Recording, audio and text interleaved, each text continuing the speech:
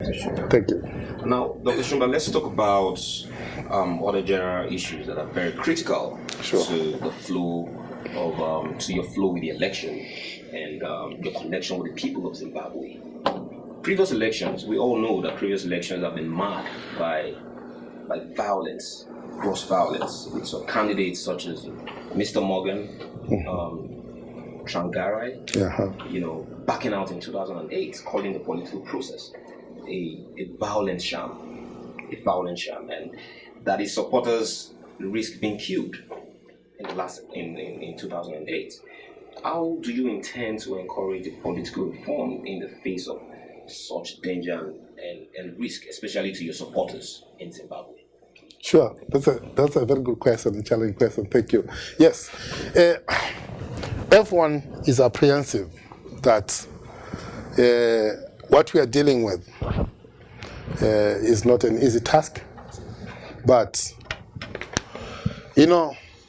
for 35 years, people have endured this, and there are people today who are saying, whether Mugabe kills me, or I die out of hunger, or I die out of a wound I incurred on the road, it's the same death.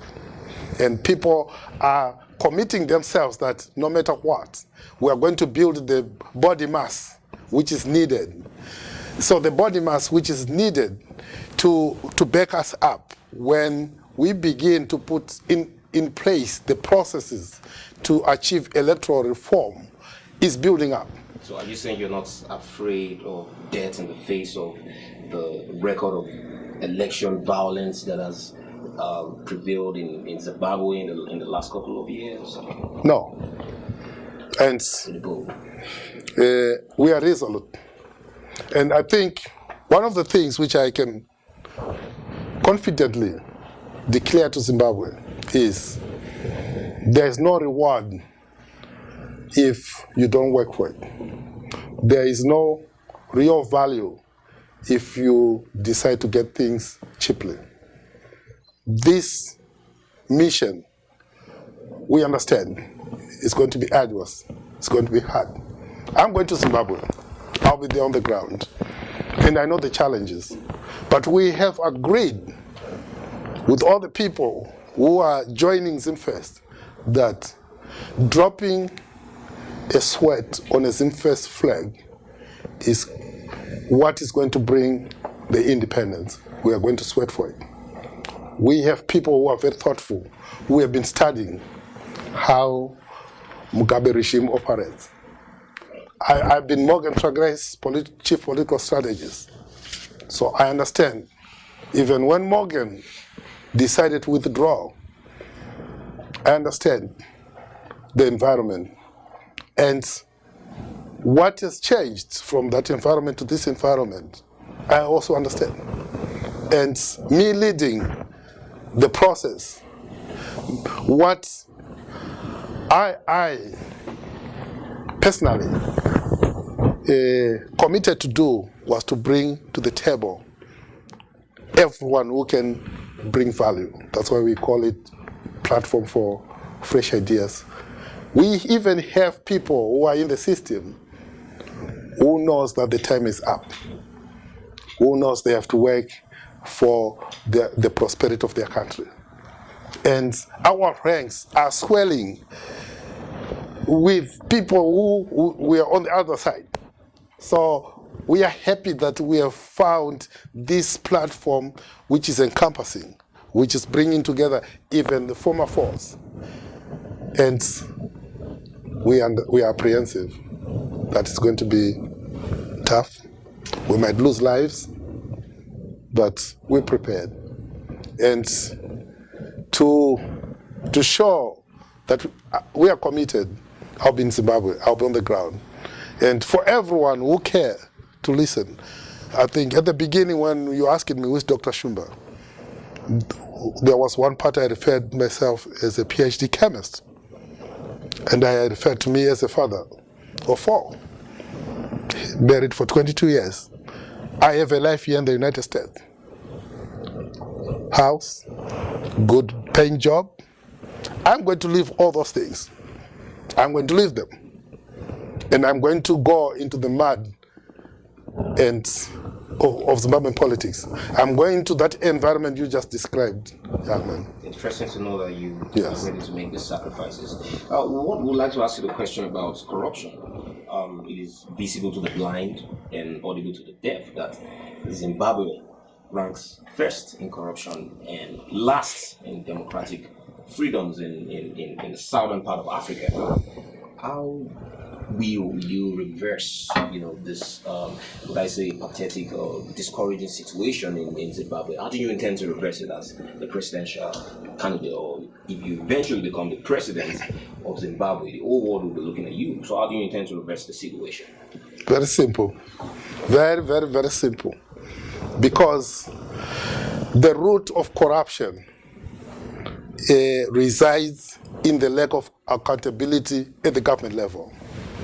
So if the people who are supposed to ensure that there is accountability at the passport office, there's accountability in schools, there's accountability in hospitals, if themselves don't hold themselves accountable to anybody, and everyone is watching and say, well, they're doing it, why don't I do it? So the first thing we're going to do is we're going to install a government which is accountable. Accountability is going to set the ball rolling for the society to be accountable, because now everyone will be judged by their actions. What have you done? Is it legal? Is it illegal? Because corruption is illegal. So if a government is doing illegal things, how do you expect the citizens not to follow suit? So we lead by example. We are going to install what we call ISO standards. For ISO, for those who are involved in quality things, ISO, International Standards Organization, here's some standards which, in short, without even reading the whole book, says, say what you do and do what you say. So if we say we're going to be accountable, we're going to put a system which monitors our accountability. Are you saying there's no standard presently with the present administration of the government of Mugabe, President Mugabe, as to curbing corruption or mitigating the impact of corruption and democratic freedom, or the lack of democratic freedom in Zimbabwe presently? Is that what you're saying? Yeah, that's exactly what I'm saying. Rhetorically, they say they're anti-corruption. They even have what they call the Anti-Corruption Commission.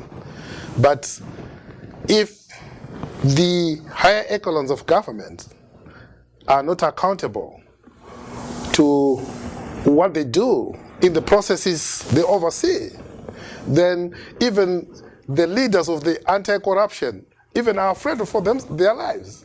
Because if some of them are professionals, by the way. They are professionals. I talk to them in my political activities, and I really feel that they are an installed organ which is overseen by people who are not committed to what their existence is for. So the government talks about accountability with no commitment. No commitment. To see through. Interesting. So we believe you bring in commitment, we expect. Yes. The next question I'm going to ask you is a bit personal to me, and a bit personal to a lot of people watching this program right now. You are currently residing outside of Zimbabwe. You live in the United States of America. How do we know that you are not out of touch with the needs of the people currently living in Nigeria? And I'm saying this because I remember during the last election in Nigeria, which is my own country, I remember the PDP, had their campaign out, even when they were based in Nigeria. They still had their campaign outside Ghana, in Ghana, and they had a lot of stroking for that.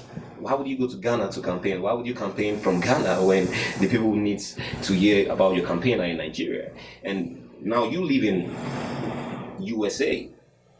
You're bringing your campaign from here. It doesn't seem like you have a connection with Zimbabwe.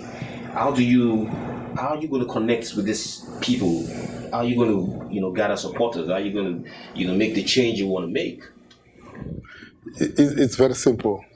I'm a Zimbabwean, and my being in Zimfirst, it's because those people you mentioned who are on the ground are the people who are asking me to lead this vision.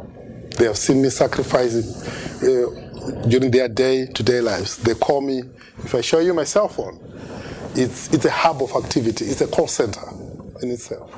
And Zimfirst started here in the US, now has organs, structures across the country.